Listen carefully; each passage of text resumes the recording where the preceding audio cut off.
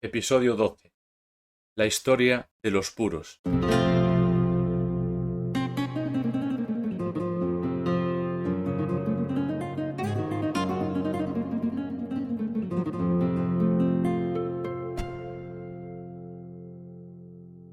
Hola a todos y bienvenidos a un nuevo episodio. En el episodio de hoy vamos a hablar de un objeto muy pequeño, pero con una historia muy larga, el puro. Quizás os estéis preguntando, pero Rafa, ¿qué es un puro? El puro, que también se le llama cigarro puro, es un pequeño cilindro hecho completamente de hojas de tabaco. Durante siglos ha sido un símbolo de lujo, de poder o de descanso. Y ahora quizás os estéis preguntando, pero ¿qué tienen que ver los puros con España? Pues bien, la historia de este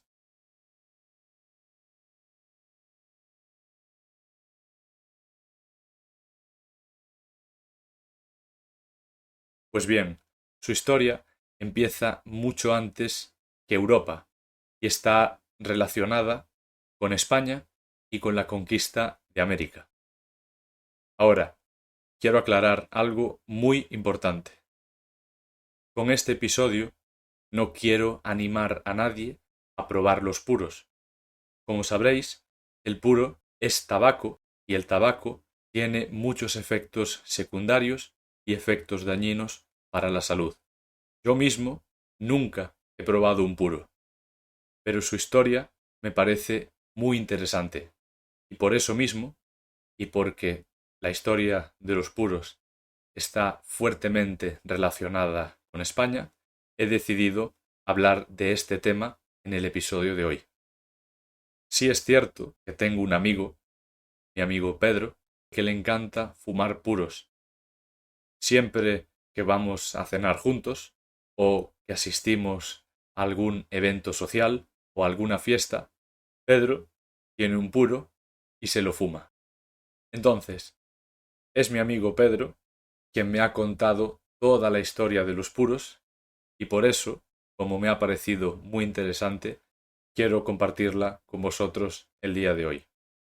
Así que, un saludo a mi amigo Pedro si estás escuchando esto y comenzamos.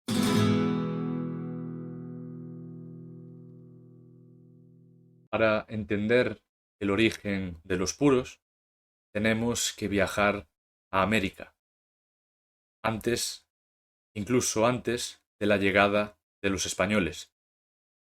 Los pueblos indígenas del Caribe, de Centroamérica y de partes de Sudamérica ya cultivaban el tabaco desde hacía siglos.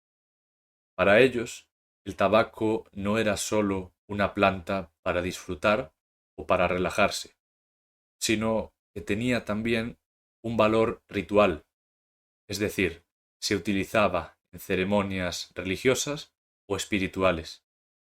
En muchas culturas indígenas, las hojas de tabaco se enrollaban y se fumaban. Este rollo de hojas es, en esencia, el antepasado del puro moderno.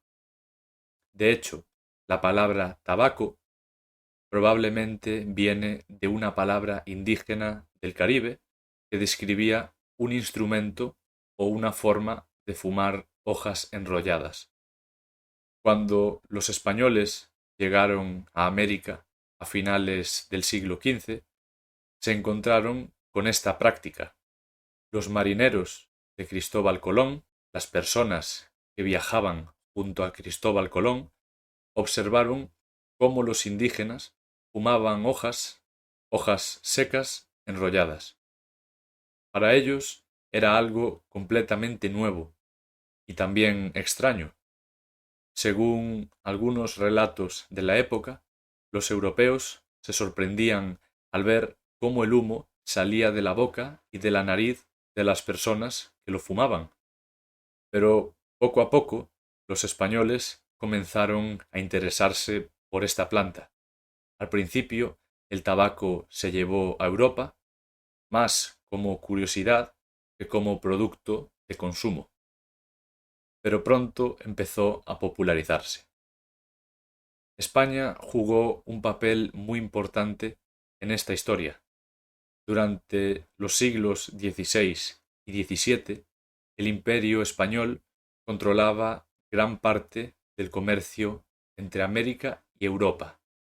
El tabaco que llegaba del Caribe, especialmente de lugares como Cuba, empezó a ganar fama por su calidad. En este momento todavía no existían exactamente los puros tal y como los conocemos a día de hoy.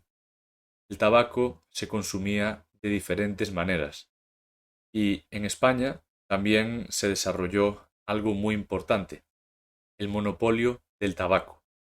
Un monopolio significa que solo el Estado tiene el derecho de producir o vender un producto.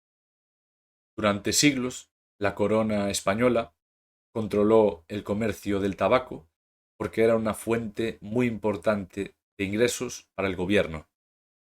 Para organizar este negocio se crearon grandes fábricas de tabaco.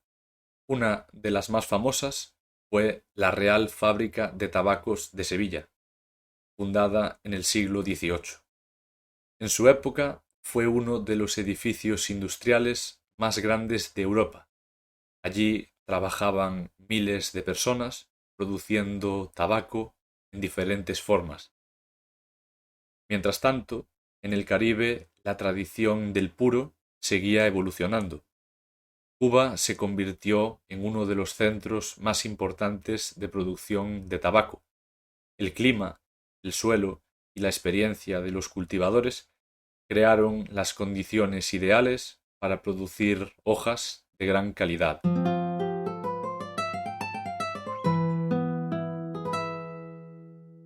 En el siglo XVIII, la producción de puros ya estaba bastante organizada. En La Habana, la capital de Cuba, surgieron talleres donde los trabajadores, llamados torcedores, es decir, personas que enrollan las hojas de tabaco para formar el puro, fabricaban los puros a mano. Este método artesanal todavía se utiliza hoy en algunas fábricas. Con el tiempo, los puros cubanos empezaron a ganar una reputación especial. De hecho, los puros producidos en La Habana comenzaron a conocerse como habanos, un nombre que todavía hoy se utiliza para referirse a los puros cubanos de alta calidad. Pero, ¿por qué Cuba terminó dominando el mercado mundial del puro? La respuesta tiene varias razones. Primero, el clima y el suelo de ciertas regiones de Cuba, especialmente la zona de Vuelta Abajo, resultaron ser casi perfectos para el cultivo del tabaco. Allí las plantas desarrollan hojas muy aromáticas y muy equilibradas. Segundo, durante siglos se desarrolló en la isla una gran experiencia agrícola y artesanal. Los agricultores aprendieron a cultivar, secar y fermentar las hojas con gran precisión, y los torcedores perfeccionaron el arte de enrollar los puros a mano. Además, durante el siglo XIX, muchas marcas famosas nacieron en Cuba y empezaron a exportar sus productos a Europa y a Estados Unidos. Los puros cubanos ganaron una reputación internacional por su calidad y consistencia. Con el tiempo, el nombre habano se convirtió casi en un símbolo de excelencia dentro del mundo del tabaco. A partir de este momento, el puro empezó a ganar prestigio en Europa. Fumar puros se convirtió poco a poco en una costumbre entre las clases altas, especialmente entre militares, políticos y comerciantes. Durante el siglo XIX ocurrió algo importante para la difusión de los puros en Europa. Después de la Guerra de la Independencia Española, esta guerra fue un episodio muy importante en la historia de España al que le dedicaré su propio episodio. Si no te lo quieres perder, te recomiendo que actives las notificaciones para enterarte cuando lo publique. Volviendo a nuestro tema, después de la Guerra de la Independencia Española, a principios de ese siglo, los soldados británicos que habían estado en España descubrieron la costumbre de fumar puros, y cuando regresaron al Reino Unido se llevaron esta práctica con ellos. Desde ese momento, el hábito se extendió por otros países europeos.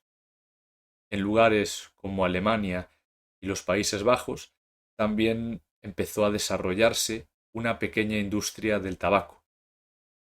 Cada región adaptaba la tradición a sus propios gustos y a sus propios métodos de producción. Al mismo tiempo, en América surgieron nuevas regiones que producían puros. Además de Cuba, países como República Dominicana, Nicaragua y Honduras empezaron a desarrollar su propia industria del tabaco. Cada región producía hojas con características diferentes, aromas, sabores e intensidades distintas. Otro detalle curioso de la cultura del puro apareció en Cuba en el siglo XIX. En algunas fábricas de tabaco existía la figura del lector de tabaquería. Esta persona se sentaba frente a los trabajadores y leía en voz alta mientras ellos fabricaban los puros. Los lectores podían leer periódicos, novelas o incluso textos políticos. De esta manera, los trabajadores se informaban sobre lo que pasaba en el mundo mientras trabajaban. Algunos historiadores dicen que esta tradición ayudó a difundir ideas políticas y sociales entre los trabajadores cubanos. Por eso hoy existen muchos estilos de puros. Algunos son más suaves, otros más fuertes, algunos tienen sabores más dulces y otros más intensos. Estas diferencias dependen del tipo de planta, del suelo, del clima y también de la forma en que se fermentan y preparan las hojas. A lo largo del siglo XX, el puro también se convirtió en un símbolo cultural. Muchas figuras históricas y líderes políticos eran conocidos por fumar puros. Uno de los ejemplos más famosos es Winston Churchill, el primer ministro británico durante la Segunda Guerra Mundial, que casi siempre aparecía con un puro en la mano. Sin embargo, con el tiempo también cambiaron las percepciones sobre el tabaco. En la mitad del siglo XX comenzaron a aparecer estudios médicos que mostraban los efectos negativos del consumo del tabaco en la salud. Esto hizo que el consumo disminuyera en muchos países, es decir, el consumo se redujo. Pero, a pesar de esto, el puro sigue teniendo un lugar especial en la cultura del tabaco. Hoy en día, muchas personas lo ven más como una experiencia ocasional, algo que se disfruta lentamente y en momentos especiales, en lugar de un hábito diario. Por ejemplo, como mi amigo Pedro. Mi amigo Pedro fumaba puros en actos sociales, pero no tanto en su día a día. Esto quiere decir que reservaba los puros para algún evento importante o alguna ocasión concreta. Así que, aunque el puro parece un objeto simple, su historia conecta muchas partes del mundo. Y por supuesto, está relacionado con España. Las culturas indígenas de América, el comercio del Imperio Español, las fábricas del tabaco en ciudades como Sevilla, la tradición de los habanos cubanos y la expansión de esta costumbre por Europa y por América. Y todo comenzó con algo muy sencillo, unas hojas de tabaco enrolladas hace cientos de años por los pueblos originarios de América.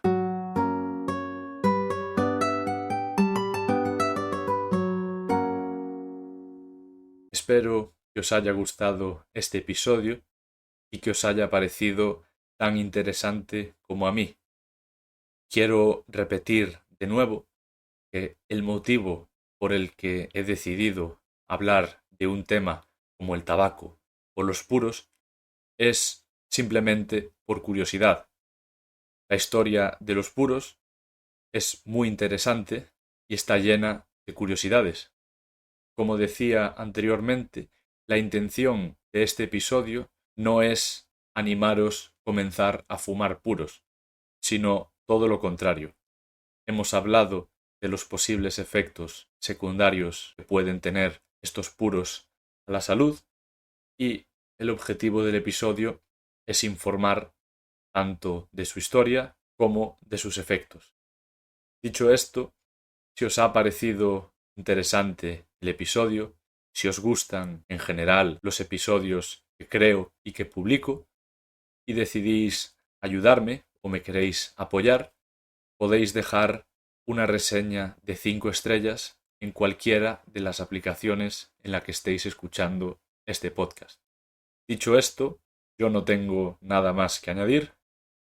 Os deseo un feliz aprendizaje del español y como siempre nos veremos la semana que viene.